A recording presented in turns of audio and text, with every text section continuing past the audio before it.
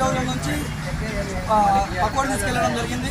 ఈ పకోడీ మొత్తం పక్కన శ్రీ బాలాజీ విఘ్నేశ్వర్ కుమార్ సీట్ హౌస్లకి ఈరోజు ఒక 100 గ్రామ్ పకోడీ తీసుకెళ్లడం జరిగింది. ఈ పకోడీ మొత్తం కుళ్ళిపోయింది, స్మెల్ కూడా వస్తుంది.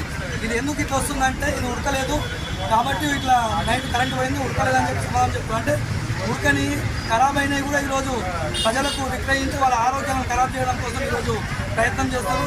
ఈ విషయం పైన జిల్లా ఫుడ్ ఇన్స్పెక్టర్ కూడా మేము ఫిర్యాదు చేయడం జరిగింది. వాళ్ళు కూడా వచ్చి రేపు దీన్ని తనిఖీలు చేయాలి. ఇంకా ఈ షాప్లో ఏ విధంగా కల్తీకి సంబంధించిన ఆహార వస్తువులు విక్రయిస్తారో దానిపైన కూడా దీనిపై యాక్షన్ తీసుకోవాలి.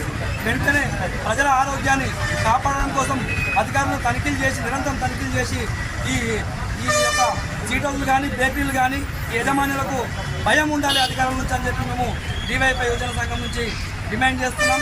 డిమాండ్ చేయడం కాదు, ప్రజల ఆరోగ్యాన్ని కాపాడే బాధ్యత కూడా ప్రభుత్వం మీద ఉంది. ప్రభుత్వం వెంటనే స్పందించి ఇలాంటి సీట్ హౌస్లకు లైసెన్స్ ఇచ్చే ఆహార కల్తీలను తనిఖీలు చేసి నిరంతరము ప్రజలకు నాణ్యమైన భోజనం అందే విధంగా చూడాలని చెప్పి జిల్లా మంత్రి సయానా జిల్లా మంత్రి చెప్పినా కానీ అధికారులు మాత్రం ఆఫీసర్కి మాత్రం పరిమితమవుతారు తప్ప ఫీల్డ్ వర్క్ రావడం లేదు.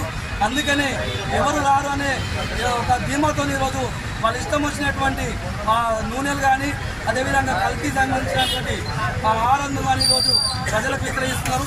దీనిపైన చర్యలు తీసుకోకపోతే మేము తీవ్రంగా ఆందోళన చేయాల్సి ఉంటుందని చెప్పి హెచ్చరిస్తున్నాం. మేము పకోడీ తీసుకున్నాము. ఈ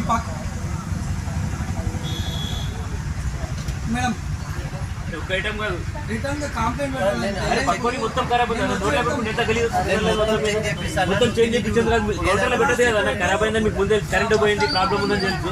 కౌంటర్లకి తీసుకురావద్దు కదా, ఇక్కడ తీసుకురావద్దు కదా, అది తీసుకురావద్దు కదా, ఎందుకు తీసుకొచ్చారు?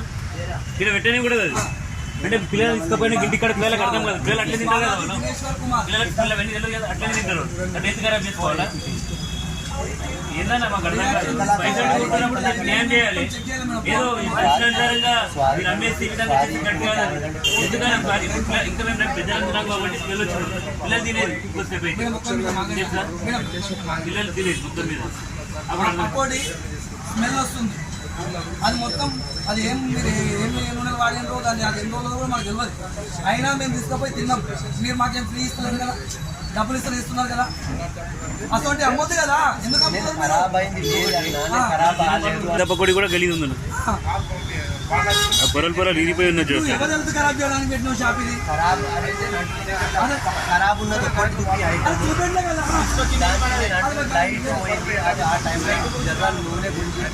లైట్ పోయినా ఉంటే అమ్ముతాం. అయితే ఎట్లా అమ్ముతాం?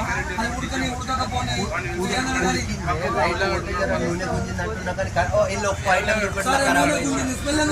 చూపెడతా అన్ని చెక్ చేపిస్తా. ఒక్కటి కూడా ఖరాబ్ ఉంది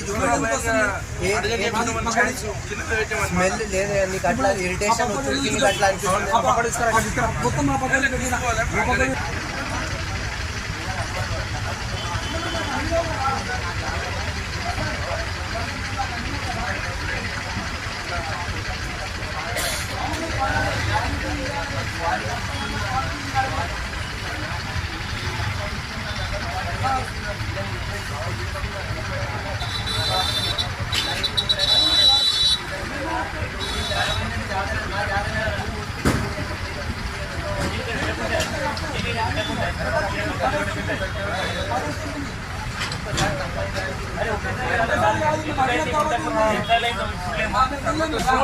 పిల్లలు తింటే మాకు తెలియకుండా పిల్లలు తింటే మాకు తెలియకుండా పిల్లలు తింటే ఎవరు పరిస్థితి లేదన్నా. అరే